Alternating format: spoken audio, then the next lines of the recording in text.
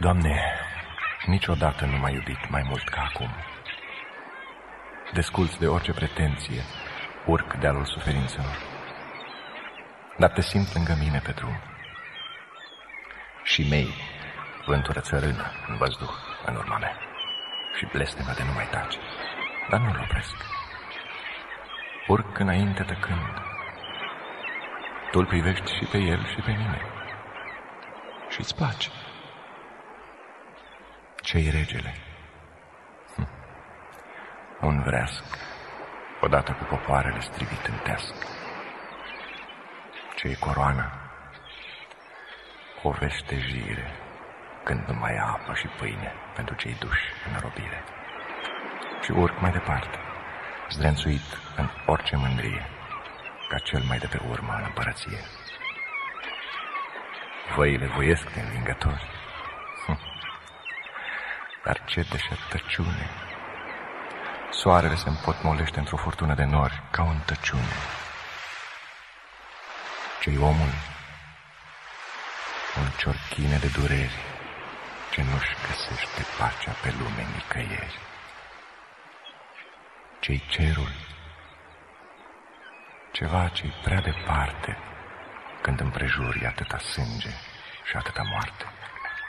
Și urc și plâng și mi-este cald în suflet. Tu, Doamne, ești lângă mine, mă privești și mă auzi și dinspre înălțimi parcă lumină s-ar face.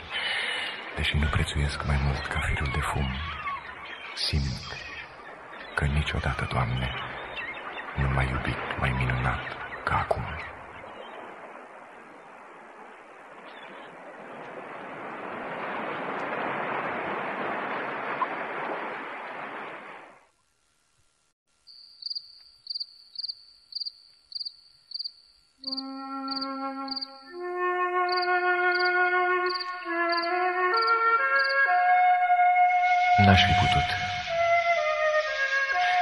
N-aș fi putut să înțeleg niciodată ce e cântecul, dacă nu ți-aș fi cântat ție, Doamne. N-aș fi înțeles niciodată ce e plânsul, dacă n-aș fi plâns pentru cauza ta, Doamne. N-aș fi putut să înțeleg niciodată ce e iubirea, dacă nu m-ai fi iubit tu, Doamne. N-aș fi putut să înțeleg niciodată ce e ura, dacă nu m-ai fi cuprins în dragostea ta, Doamne. Și n-aș fi putut să înțeleg niciodată ce înseamnă mângâiere, dacă nu m-ai fi mângâiat tu, Doamne. Acum e de nespus bucuria mea, pentru că le înțeleg pe toate. Nu pot însă să înțeleg de ce mă iubești așa de mult.